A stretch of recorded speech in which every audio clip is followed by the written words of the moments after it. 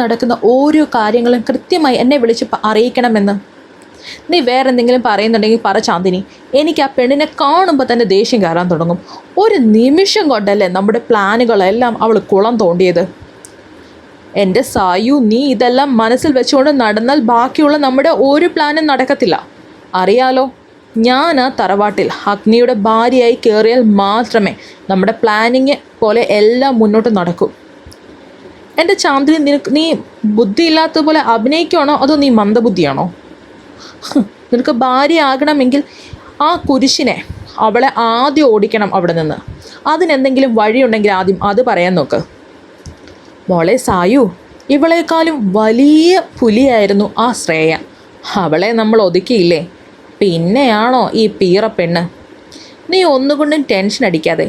ഏറിപ്പോയാൽ ഒരാഴ്ച, അതുകൊണ്ട് ഞാൻ കേരളത്തിലെത്തും. ബാക്കിയൊക്കെ അവിടെ വന്നിട്ട് നമുക്കൊന്നിച്ചങ്ങ് പൊളിച്ചെടുക്കാം. നീ വരാൻ വേണ്ടിയാണ് ഞാൻ വെയിറ്റ് ചെയ്തിരിക്കുന്നത്. എത്ര നാളായി ഒന്ന് കൂടിയിട്ട്. നീ ഇല്ലാത്തതുകൊണ്ട് പുറത്ത് പോയിട്ടും വലിയ ഫീലൊന്നും കിട്ടിയില്ല എനിക്ക്. അങ്ങനെയാണെങ്കിൽ എൻ്റെ പൊന്നും മോള് തൂക്കിക്കൊണ്ട് വന്ന ബാഗ് അതുപോലെ തന്നെ അങ്ങ് എടുത്ത് ഇറങ്ങിക്കോ തറവാട്ടിലേക്ക്. എല്ലാവരും കഴിക്കാനിരിക്കുമ്പോഴേക്കാണ് അവിടേക്ക് അഗ്നി വരുന്നത്. അഗ്നിയുടെ കയ്യിൽ ചിരി കളികളോടെ രുദ്രമോളും ഉണ്ട്. അച്ഛനും മോളും എന്തെല്ലാമോ കഥയും പറഞ്ഞുകൊണ്ടാണ് വരവ്. മുത്തശ്ശൻ്റെ കണ്ണുകൾ അവരുടെ ആ സന്തോഷത്തിലായിരുന്നു. നിർമ്മലേച്ചി, മോക്കുള്ളതിങ്ങ് എടുത്ത് വെക്കുക കേട്ടോ. അഗ്നിയുടെ ഓർഡർ വന്നപ്പോൾ തന്നെ നിർമ്മല അടുക്കളയിലേക്ക് നടന്നു. നിർമ്മല, അവിടെ നിൽക്ക. രുദ്രയുടെയും അഗ്നിയുടെയും കാര്യം നോക്കാനാണ് അവൻ താലി കെട്ടി ഒരു പെൺകുട്ടിയെ കൂട്ടിക്കൊണ്ടു വന്നത്. ആ കുട്ടിയെവിടെ? മുത്തശ്ശൻ അത് ചോദിച്ചപ്പോഴാണ് ഡയാനയുടെ പുറകിൽ നിന്ന് ജാനകി മുന്നിലേക്ക് വന്നത്. കുട്ടിയോടിനി പ്രത്യേകം പറയണോ? രുദ്രമോളുടെ കാര്യം നോക്കാനാണ് ഇവിടെ നിൽക്കുന്നത്. അത് നിൻ്റെ ജോലിയാണ്, അല്ല നിൻ്റെ അവകാശമാണ്. നിൻ്റെ മോളാണ് ആ കുട്ടി, മനസ്സിലായോ? ജാനകി അതിന് ആയി എന്നതുപോലെ തലയൊന്ന് ആട്ടി. എന്നിട്ട് അഗ്നിയുടെ അടുത്തേക്ക് നടന്നു. ജാനകി ചെന്നപ്പോൾ തന്നെ കുഞ്ഞിപ്പെണ്ണ് 2 കൈയും നീട്ടി അവളുടെ കയ്യിലേക്ക് ചാടി. ആ കാഴ്ച എല്ലാവർക്കും സന്തോഷമായിരുന്നു. എന്നാൽ അഗ്നിക്കും ഏമയ്ക്കും അതങ്ങോട്ട് അത്രയ്ക്ക് പിടിച്ചില്ല. അഗ്നി ഒരു കസേര വലിച്ചിട്ട് അതിലേക്കിരുന്നു. മുഖമൊക്കെ വീർപ്പിച്ച് കെട്ടിയാണ് അവൻ്റെ ഇരിപ്പ്. ജാനകി തന്നെയാണ് അവനുള്ളത് വിളമ്പിക്കൊടുത്തത്. അവളെ ഒന്ന് നോക്കുക പോലും ചെയ്തില്ല അവൻ. എന്നാൽ എല്ലാവരും കാണുകയായിരുന്നു രുദ്രയ്ക്ക് ജാനകി നല്ലൊരമ്മയാണെന്ന്. അവളും മോളും വേഗം തന്നെ അടുത്തു. ആഹാരം കഴിഞ്ഞ് ഓരോരുത്തരായി പോകാനിറങ്ങി. അഗ്നി തന്നെയാണ് ആദ്യം പോയത്. പൂജയും കൃഷ്ണയും ഇന്ദുവും പോയപ്പോൾ ജാനിയുടെ കണ്ണൊക്കെ ഒന്ന് നിറഞ്ഞു. എൻ്റെ കൃഷ്ണ, ഞാനും ആഗ്രഹിച്ചത് ഇതുപോലെ പഠിക്കാനല്ലേ, പഠിച്ച് സ്വന്തം കാലിൽ നിൽക്കാനല്ലേ, ജീവിതത്തിന് ചിറകുകൾ മുളപ്പിക്കാൻ. അതോർത്തപ്പോൾ തന്നെ അവളുടെ കണ്ണുകളൊന്ന് നിറഞ്ഞൊഴുകി. 2 കുഞ്ഞി കൈകൾ കൊണ്ട് ജാനിയുടെ കവിളിൽ തഴുകിക്കൊണ്ട് ആ കണ്ണുനീരൊക്കെ തുടച്ചു കൊടുത്ത് മാറ്റി. അമ്മ എന്തിനാ കരയുന്നേ? ആ ഒരു ചോദ്യം മാത്രം മതിയായിരുന്നു ജാനിയുടെ സങ്കടങ്ങൾ മാറി മറയാൻ. അമ്മ കരഞ്ഞില്ലല്ലോ, കണ്ണി പൊട്ടി പോയതാ ചക്കരേ. അമ്മയുടെ പൊന്ന് കൂടെയുള്ളപ്പോൾ അമ്മ പിന്നെ എന്തിനാ കരയുന്നേ? ആണോ? ആണെന്നേ, അമ്മയുടെ സൂപ്പർ സ്റ്റാറല്ലേ പൊന്നു. ജാനിയുടെ കണ്ണീർ വീണ കവിളിൽ ആ കുഞ്ഞി ചുണ്ടുകൾ പതിഞ്ഞു. അതോടെ അവരമ്മയും മകളും അവരുടേതായ ഒരു ലോകത്തായിരുന്നു. രാവിലെ തന്നെ ഉറക്കമുണർന്നപ്പോൾ മുതൽ വിഷ്ണു ജിയയോട് കുറുകിയും തലോടിയും മറ്റൊരു ലോകത്തായിരുന്നു. എൻ്റെ വിഷ്ണു, നീ ഇങ്ങനെ ആക്രാന്തം കാണിക്കാതെ കുറച്ച് സമയം എന്നെ ഒന്ന് വെറുതെ വിട് ചെക്ക. എനിക്ക് നന്നായി വിശക്കുന്നുണ്ട്. ആണോ? എനിക്ക് നല്ല വിശപ്പാ ജിയ. അത് തീരണേ നീ തന്നെ എന്ന് പറഞ്ഞുകൊണ്ട് അവളുടെ കഴുത്തിലേക്ക് അവൻ മുഖം പൂഴ്ത്തി. എന്നെ ഇത്രയ്ക്കിഷ്ടമാണോ വിഷ്ണു നിനക്ക്? ആണോന്നോ? എൻ്റെ പ്രാണൻ നീ അജിയ. അത് എനിക്ക് ഇങ്ങനെയൊക്കെ പ്രകടിപ്പിക്കാൻ അറിയൂ പെണ്ണെ എന്ന് പറഞ്ഞുകൊണ്ട് തന്നെ അവളുടെ മുകളിൽ അവൻ തൻ്റെ സ്ഥാനം ഉറപ്പിച്ചു. വൈകുന്നേരം വരെ അമ്മയും മകളും അവരുടേതായ ഒരു ലോകത്തായിരുന്നു. കളിയും ചിരിയും കുഞ്ഞി ചിണുക്കവും പിണക്കവുമായി. അങ്ങനെ അമ്മയും മോളും കൂടെ 5 മണിയായപ്പോൾ പുറത്തു നിന്ന് കളിച്ചുകൊണ്ടിരുന്നപ്പോഴാണ് പൂജ സ്കൂളിൽ നിന്നും വരുന്നത്. പൂച്ച ചേച്ചി, എടി കുരിപ്പൻ, നിന്നോട് ഞാൻ പറഞ്ഞിട്ടുണ്ട് എന്നെ പൂജ എന്ന് വിളിക്കരുതെന്ന്. ഐ ആം പൂജ, മനസ്സിലായോടി നിനക്ക്? നീ പോരി പൂച്ച ചേച്ചി. എന്ന് പറഞ്ഞുകൊണ്ട് ചെറുത് അകത്തേക്ക് ഒരോട്ടമായിരുന്നു. മോളെ പതുക്കെ, നീ വീഴും മോളെ എന്ന് പറഞ്ഞുകൊണ്ട് ജാനി അവളുടെ പുറകെ തന്നെയുണ്ട്. നിന്നെ ഞാനുണ്ടല്ലോടി കുരുപ്പേ എന്ന് പറഞ്ഞുകൊണ്ട് പൂജയും രുദ്രയ്ക്കും ഇടയിലായിരുന്നു ജാനകി. അത് കണ്ടുകൊണ്ടാണ് ഇന്ദുവും കൃഷ്ണയും വന്നത്. ആഹാ, ഇന്ന് യുദ്ധം നേരത്തെ തുടങ്ങിയോ എന്ന് പറഞ്ഞുകൊണ്ട് ഇന്ദു അവൾക്ക് പുറകെയായി. രാത്രി ഒത്തിരി വൈകിട്ടും അഗ്നിയെ കാണാതായപ്പോൾ രുദ്രക്കുട്ടിയുടെ വിധമൊക്കെ അങ്ങ് മാറി. അച്ചായി എന്ന് വരാത്ത, അച്ചായി എന്തിയേ? രുദ്രയുടെ കരച്ചിലും ചിണുക്കവും വല്ലാതങ്ങ് കൂടി. ജാനകി എത്ര നോക്കിയിട്ടും അവളെ സമാധാനപ്പെടുത്താൻ കഴിഞ്ഞില്ല. പാവ കൊടുത്തിട്ടും പുതിയ പുതിയ കഥകൾ പറഞ്ഞു കൊടുത്തിട്ടും രുദ്രയുടെ ശ്രദ്ധ അഗ്നിയിൽ നിന്നും മാറിയില്ല. അവൾ വീണ്ടും പഴയതുപോലെ തന്നെ അച്ഛനെ തിരക്കിക്കൊണ്ടിരിക്കാം. അമ്മയുടെ പൊന്നുമോളല്ലേ, ഇങ്ങനെ കരയാതെ, അച്ഛ ഇപ്പം വരുവേ. എൻ്റെ പൊന്നുമോള് കരയാതെ, കരഞ്ഞാൽ അച്ഛയ്ക്ക് സങ്കടം വരും. സങ്കടം വന്നോട്ടെ, മോളെ കാണാൻ വരാനിട്ടല്ലേ?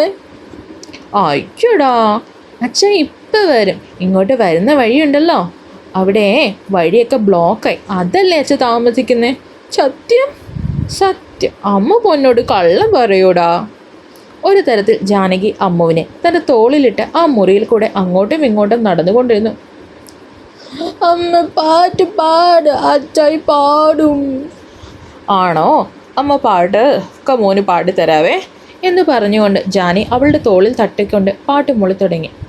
ഉണ്ണി വാവാവോ, പൊന്നുണ്ണി വാവാവോ. അമ്മ, ഞാൻ ഉണ്ണി അല്ല, എനിക്ക് അവനെ ഇഷ്ടമല്ല. രുദ്ര വാവാവോ വെക്ക്. അയ്യോ, ശരി ശരി, ഇനി അതിന് പ്രശ്നം വേണ്ട. പൊന്നു വാവാവോ, അമ്മയുടെ പൊന്നു വാവാവോ, പൊന്നു വാവാവോ. കുറച്ചു നേരം കൊണ്ട് തന്നെ രുദ്ര ഉറക്കം പിടിച്ചിരുന്നു. അവളെ പതുക്കെ കട്ടിലിൽ കിടത്തി അവൾക്ക് അരികിലായി ജാനിയും ഇരുന്നു. ക്ലോക്കിലേക്ക് ഇടയ്ക്ക് കണ്ണുകൾ പോയപ്പോൾ സമയം 11 കഴിഞ്ഞു. എൻ്റെ കൃഷ്ണ, അദ്ദേഹം എന്താ ഇത്രയും നേരമായിട്ടും വരാത്തേ എന്നോർത്തുകൊണ്ട് അവൾ കട്ടിലിൽ ചാരിയിരുന്നു. രാവിലെ മുതൽ മോളുടെ പുറകെയുള്ള ഓട്ടവും ജോലിയും എല്ലാം കൂടെ ആയപ്പോൾ അവൾ ആകെ ക്ഷീണിച്ചിരുന്നു. അതുകൊണ്ട് തന്നെ അവൾ അങ്ങനെ ഇരുന്നുറങ്ങിപ്പോയി. പുറത്ത് നല്ല മഴയും മിന്നലും ഇടിയുമായി ആകെ വഴി മൊത്തം ബ്ലോക്കായി. ഇതിനിടയ്ക്ക് കൂടെ അഗ്നി വീട്ടിലേക്കുള്ള യാത്രയിലാണ്. അവൻ്റെ മനസ്സിനെ എന്തോ ഒന്ന് വല്ലാതെ അസ്വസ്ഥമാക്കിക്കൊണ്ടിരുന്നു. അഗ്നിയുടെ നീളൻ മുടികൾ ഇടയ്ക്കിടയ്ക്ക് അനുസരണക്കേട് കാണിച്ചുകൊണ്ടിരുന്നു. കണ്ണിലേക്ക് പാറി വീഴുന്ന നീളൻ മുടിയെ അവൻ പിറകിലേക്ക് മാടി ഒതുക്കുമ്പോഴും ആ മുഖം ദേഷ്യം കൊണ്ട് നിറഞ്ഞു നിന്നു. ഇല്ല അന്ന, നിന്നെ ഇങ്ങനെ വെറുതെ വിടാൻ ഈ അഗ്നി തീരുമാനിച്ചിട്ടില്ല. നീ കളിക്കുന്നത് എൻ്റെ മാസങ്ങളുടെ കഷ്ടപ്പാട് കൊണ്ടാ. അത് കണ്ടില്ല കേട്ടില്ല എന്ന് വെച്ച് മിണ്ടാതിരിക്കാൻ ഞാൻ നിൻ്റെ മറ്റവനല്ലടി. നീ നടത്തിയ നാറിയ കളികളെല്ലാം അറിഞ്ഞുകൊണ്ട് തന്നെയാണ് ഈ അഗ്നിയുടെ വരവ്. ഞാൻ വരുവാ, അത് നിൻ്റെ തട്ടകത്തിലേക്ക് തന്നെയാണ്. ആൻ മരിയ ജോസഫ്, നിൻ്റെ കളിപ്പാവയാകാൻ എൻ്റെ ചെറുക്കനെ ഞാൻ തരില്ലടി ഡാഷ് മോളെ. എൻ്റെ ശ്രേയ അവളുടെ ഡ്രീം പ്രോജക്റ്റാണിത്. അതുകൊണ്ട് തന്നെ ഏത് വിധേനയും എനിക്കത് തിരിച്ചു വേണം. വാങ്ങിയിരിക്കും ഈ അഗ്നി. അത് പറഞ്ഞുകൊണ്ട് അവൻ മീശ ഒന്നുകൂടെ പിരിച്ചു വെച്ചു. അഗ്നിയുടെ മനസ്സിൽ പല പെണ്ണുങ്ങളുടെയും മുഖങ്ങൾ കടന്നുപോയിക്കൊണ്ടിരുന്നു. അതിനനുസരിച്ച് അവൻ്റെ മുഖവും കണ്ണും ദേഷ്യം കൊണ്ട് ചുവന്നു. പെണ്ണെന്ന വർഗത്തെ ഈ അഗ്നി വിശ്വസിക്കില്ല. എൻ്റെ അമ്മ, എൻ്റെ അച്ഛനെന്ന് പറയുന്ന ആ നെറികെട്ടവൻ്റെ സ്നേഹം കിട്ടിയില്ല എന്ന് പറഞ്ഞ് എന്നെ തനിച്ചാക്കിപ്പോയി. എൻ്റെ അമ്മയ്ക്ക് പകരം കയറി വന്നവളോ വിഷം, അതും ചെറിയതൊന്നുമല്ല, കാളകൂട വിഷം. പെണ്ണെന്ന വർഗത്തെ അഗ്നി ഇനി വിശ്വസിക്കില്ല. എൻ്റെ അമ്മ, എൻ്റെ അച്ഛൻ്റെ സ്നേഹം അവർക്ക് നഷ്ടമായി എന്ന് തോന്നിയ നിമിഷം എന്നെ പോലും ചിന്തിക്കാതെ അവർ പോയി. ഞാൻ അവിടെ ആരുമില്ലാത്തവനായി. എൻ്റെ എന്ന് പറയാൻ ആരുമില്ലാത്തവൻ. എൻ്റെ തന്ത എന്ന് പറയുന്ന ആൾക്കാർ, അത് നഷ്ടമായിരുന്നില്ല. എൻ്റെ അമ്മ പോയി മാസങ്ങൾക്കകം അയാൾ മറ്റൊരു യക്ഷിയെ കൊണ്ടുവന്നു. വെറും യക്ഷിയല്ല, ചുടലയക്ഷി. അവൾക്കും എന്നെ പിടിക്കില്ല. അവൾക്ക് ഭരിക്കാൻ നിന്ന് കൊടുക്കില്ല ഈ അഗ്നി. എന്നെ ആരുമില്ലാത്തവളാക്കിയവളാണ്. എന്നും കൂടെ കാണൂ എന്ന് പറഞ്ഞൊരുത്തി വന്നു, ശ്രേയ. എന്നിട്ട് എൻ്റെ അവളും പോയി എൻ്റെ മോളെ എനിക്ക് തന്നിട്ട്. എൻ്റെ രുദ്ര, ഈ അഗ്നിയുടെ പ്രാണൻ, എൻ്റെ ലോകം തന്നെ അവളാണ്. അവൾക്ക് വേണ്ടിയാണ് ഈ അഗ്നി ജീവിക്കുന്നത്. അവൾക്ക് വേണ്ടിയാണ് ഈ അഗ്നി ഒരു സാമ്രാജ്യം തന്നെ ഉണ്ടാക്കുന്നത്. എൻ്റെ രുദ്ര, അവളെ നോക്കാനാ ഞാൻ ആ ഡാഷ് മോളെ അവൾ പറഞ്ഞ കാശ് കൊടുത്ത് കൂടെ കൂട്ടാൻ തീരുമാനിച്ചത്. എന്നിട്ട് അവളും ആ മോളും 5 വെള്ളിക്ക് വേണ്ടി ചതിച്ചു. ഏതോ ഒരുത്തൻ്റെ ചൂടും തേടിപ്പോയി. നാണം കെട്ടവള്. ഇനി മറ്റവള് ചേട്ടത്തിയുടെ അല്ലേ അനിയത്തി, മത്തം കുത്തിയ കുമ്പളം മുളയ്ക്കുമോ? അവളും അതൊക്കെ തന്നെ ചെയ്യും. എൻ്റെ ജീവിതത്തിൽ വന്ന എല്ലാ അവളുമാരും ചതിച്ചിട്ട് മാത്രമേ ഉള്ളൂ. ഇനിയും ചതിക്കും. സ്ത്രീ, അവൾ വിഷമാണ്, കൊടിയ വിഷം. സ്നേഹം കാണിച്ച് നമ്മളെ അവരുടെ അടിമകളാക്കുന്ന വിഷങ്ങൾ. അവരുടെ അടിമയായി കഴിഞ്ഞു എന്ന് മനസ്സിലായി കഴിയുമ്പോൾ നമ്മളെ ഒറ്റയ്ക്കാക്കി ഭ്രാന്ത് പിടിപ്പിക്കും ഇവളുമാർ. വിഷമാണ് ഇവളുമാർ. വിശ്വസിക്കില്ല ഞാൻ, ഒരുത്തിയെയും വിശ്വസിക്കില്ല ഈ അഗ്നി. അഗ്നിയുടെ കാർ ഗേറ്റിന് മുൻപിൽ വന്നപ്പോൾ തന്നെ സെക്യൂരിറ്റി സതീശൻ വന്ന് തുറന്നു കൊടുത്തിരുന്നു. തൻ്റെ മുന്നിലൂടെ കടന്നു പോകുന്ന കാറിൻ്റെ അകത്തേക്ക് അയാളൊന്ന് എത്തി നോക്കി. എന്നത്തെയും സ്ഥിതി തന്നെ, കൂടുതലാണോ എന്ന് അയാൾക്ക് തന്നെ തോന്നിപ്പോയി. കാർ ഗേറ്റ് കടന്നപ്പോൾ തന്നെ അയാൾ ഗേറ്റ് അടച്ച് അവിടെ ഇരുന്നു. വീടിന് മുൻപിൽ കാറ് നിർത്തിയപ്പോൾ തന്നെ കാറിൻ്റെ പുറകിലെ സീറ്റിൽ നിന്നും നിലത്തുറയ്ക്കാത്ത കാലുകളുമായി അഗ്നി പുറത്തേക്കിറങ്ങി. കാലൊന്ന് മടങ്ങിയ നിമിഷം തന്നെ ജഗൻ്റെ കൈകൾ അവനെ താങ്ങിയിരുന്നു. താങ്ക്സ്, ഞാൻ ഓക്കെ ആടോ. ഈ അഗ്നി സ്റ്റേബിളാണ്. എന്നെ വിട്ടേക്ക് നീ. കുഴപ്പമില്ല സാർ, ഞാൻ റൂമിലേക്ക് ആക്കിത്തരാം.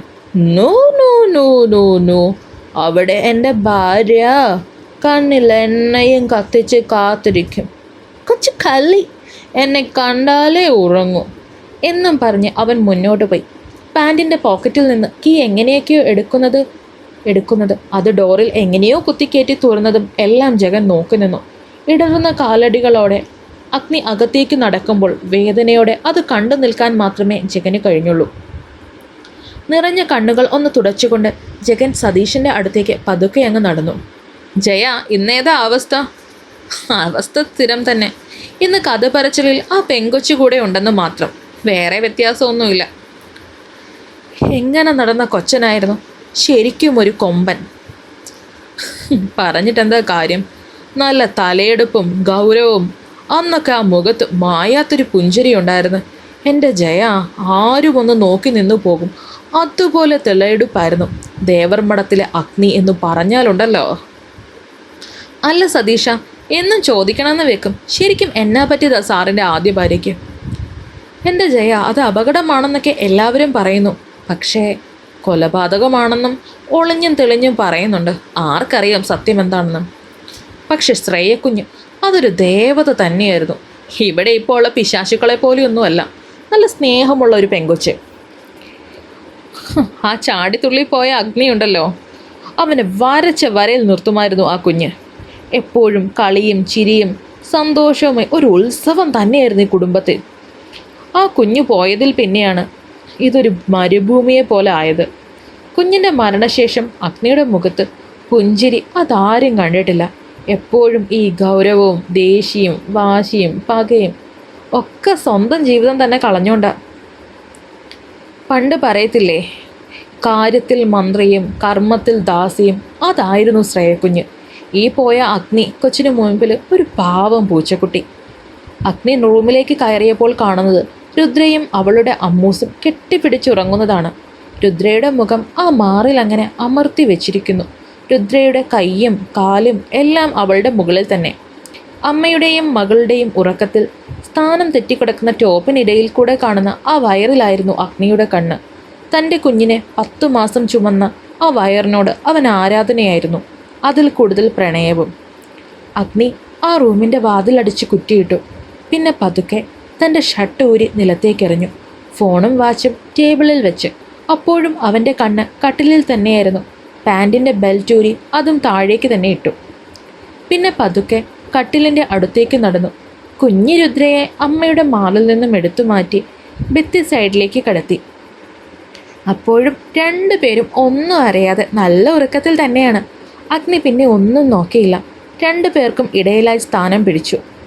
അവളെ നോക്കി കുറച്ചു നേരം കടന്നു. പിന്നെ അവളുടെ കഴുത്തിടക്കിലേക്ക് മുഖം ചേർത്തു. അവളുടെ വിയർപ്പിൻ്റെയും സോപ്പിൻ്റെയും സമ്മിശ്ര ഗന്ധവും അവൻ്റെ ഉള്ളിലെ മദ്യവും അവനെ മറ്റൊരു ലോകത്തേക്ക് കൂട്ടിക്കൊണ്ടുപോയി. അത്രയും നേരം പൂച്ചക്കുട്ടിയായിരുന്ന അഗ്നി ഒറ്റ നിമിഷം കൊണ്ട് പുലിക്കുട്ടിയായി അവളുടെ ദേഹത്തേക്ക് അമർന്നു, അതും തൻ്റെ മുഴുവൻ ഭാരവും നൽകിക്കൊണ്ട്. അഗ്നിയുടെ ബലിഷ്ഠമായ ശരീരത്തിനിടയിൽ ജാനകിയുടെ കുഞ്ഞു ശരീരം കടന്നമർന്നു. അവളുടെ കരച്ചിലോ പ്രതിഷേധമോ ഒന്നും അഗ്നി അറിഞ്ഞില്ല. അവൻ്റെ കൈകൾ അവളുടെ ശരീരത്തിൽ കൂടെ ഒഴുകി നടന്നു. പല്ലുകൾ അവളുടെ കഴുത്തിൽ പല കുറി അമർന്നു. എന്തിനാ ശ്രേയ നീ ഇങ്ങനെ പരൽമീൻ പോലെ പിടയ്ക്കുന്നത് പെണ്ണെ? നിന്റെ അഗ്നി അല്ലേടി? ഭയവും വേദനയും അതെല്ലാത്തിനുമുപരി ശ്രേയ എന്ന പേരും കൂടെ ആയപ്പോൾ ജാനകി സർവ്വശക്തിയുമെടുത്ത് അഗ്നിയെ പുറകിലേക്ക് തള്ളി എന്നതിനേക്കാളും സ്പീഡിൽ അവൻ അവൾക്ക് മുകളിലെത്തി. അവളുടെ കവിളിൽ കുത്തിപ്പിടിച്ചുകൊണ്ട് അവളുടെ കണ്ണുകളിലേക്ക് നോക്കി. എന്തിനാ നീ എന്നെ തള്ളിയ ശ്രേയ? നീ എൻ്റെ അല്ലേ, എൻ്റെ മാത്രം. എനിക്കപ്പോൾ നിന്നെ തൊടാൻ അവകാശമില്ലേ? അവളിൽ നിന്ന് ഉത്തരമൊന്നും പുറത്തു വന്നില്ല. അതിനനുസരിച്ച് ആ കൈകളുടെ മുറുക്കവും കൂടിക്കൊണ്ടിരുന്നു. ജാനി വേദന സഹിക്കാതെ അവൻ്റെ കയ്യിൽ പിടിച്ച് മാറ്റാൻ നോക്കി. അഗ്നിയിൽ അതൊരുതരം സന്തോഷമാണ് നിറച്ചത്. അവൻ്റെ കൈ കവളിൽ നിന്ന് താഴേക്ക് വരാൻ തുടങ്ങി. അതോടൊപ്പം അവൻ്റെ മുഖം അവളുടെ മുഖത്തിന് നേരെയും. അവനിൽ നിന്ന് വമിക്കുന്ന രൂക്ഷഗന്ധം അവൾക്ക് ഛർദ്ദിക്കാൻ തോന്നിയേ. പക്ഷേ ശരീരത്തിൽ നിന്ന് ഈ ബഹൻ മാറിയാലല്ലേ ഒന്ന് ശ്വാസം പോലും നേരെ എടുക്കാൻ പറ്റൂ. അവൻ്റെ വായിൽ നിന്ന് പലകുറി ശ്രേയ എന്ന പേരും വീണ്ടും വീണ്ടും വന്നു. അതിനൊപ്പം അവളൊരു സത്യം കൂടി തിരിച്ചറിഞ്ഞു. അഗ്നിയിലെ പുരുഷൻ അവളെ വിഴുങ്ങാൻ ഒരുങ്ങിക്കഴിഞ്ഞു എന്ന്. അവന് മുൻപിൽ ഈ നിമിഷം അടിയറവ് പറയാൻ അവൾക്ക് വയ്യ. അതിലും ഭേദം മരണമാണ്. അങ്ങനെ പലവിധ ചിന്തകൾ അവളുടെ മനസ്സിൽ കയറി വന്നുകൊണ്ടിരുന്നു. അഗ്നി അതിനോടകം അവളുടെ ചുണ്ടുകൾ സ്വന്തമാക്കി കഴിഞ്ഞിരുന്നു. ശ്വാസം ഒന്ന് തടസ്സമായപ്പോഴാണ് അവളുടെ ചുണ്ടുകളെ മോചിപ്പിച്ചു ചെവിയിലേക്ക് ചേക്കേറിയത്. അവളുടെ ചെവിയിൽ മുഖമിട്ട് ഉരസി അതിനെ തൻ്റെ വായിലേക്ക് ആ നിമിഷം എങ്ങനെയൊക്കെയോ ശക്തി സംഭരിച്ചു. എന്നെ ഒന്നും ചെയ്യല്ലേ, ഞാൻ ജാനകിയാ. ആ നിമിഷം തന്നെ അഗ്നിയിൽ നിന്നും അകന്നു മാറി. ഒരു നിമിഷം എന്തു സംഭവിച്ചു എന്നറിയാതെ നിന്ന് ജാനകിയുടെ മുടിക്കുത്തിൽ പിടിച്ച് അവൻ അവളെ കട്ടിലിന് താഴേക്ക് വലിച്ചിട്ടു. പിന്നെ അങ്ങോട്ട് അഗ്നിയുടെ താണ്ഡവമായിരുന്നു. ഒരു മനുഷ്യജീവി എന്നുള്ള പരിഗണന പോലും നൽകാതെ ആ കുഞ്ഞി പെണ്ണിനെ അവൻ ചവിട്ടി. എന്നെ ഒന്നും ചെയ്യല്ലേ, ഞാൻ പൊക്കോളാം, എന്നെ ഒന്നും ചെയ്യല്ലേ പ്ലീസ്, എന്നെ അവൻ ആ നിലത്തു നിന്നും അവളുടെ മുടിക്കുത്തിൽ പിടിച്ച് ഉയർത്തി. ശരീരത്തിൻ്റെ പല ഭാഗങ്ങളും വിട്ടുപോകുന്ന വേദനയായിരുന്നു അവൾക്ക്. ഇനി എന്താണ് ജാനകിയുടെയും അഗ്നിയുടെയും ജീവിതത്തിൽ നടക്കാൻ പോകുന്നതെന്ന് നമുക്ക് കാത്തിരുന്നറിയണ്ടേ? അത് മാത്രമാണോ? എന്തിനായിരിക്കും ചാന്ദിനി നാട്ടിലേക്ക് തിരിച്ചു വരുന്നത്? സുരഭിയെ തിരിച്ച് തറവാട്ടിലേക്ക് വിടുന്നത് എന്തിനായിരിക്കും? തുടർന്നുള്ള ഭാഗങ്ങൾ കാത്തിരുന്ന് വായിക്കുക. കഥ ഇഷ്ടമാകുന്നുവെങ്കിൽ ലൈക്ക് ചെയ്യൂ, സബ്സ്ക്രൈബ് ചെയ്യൂ.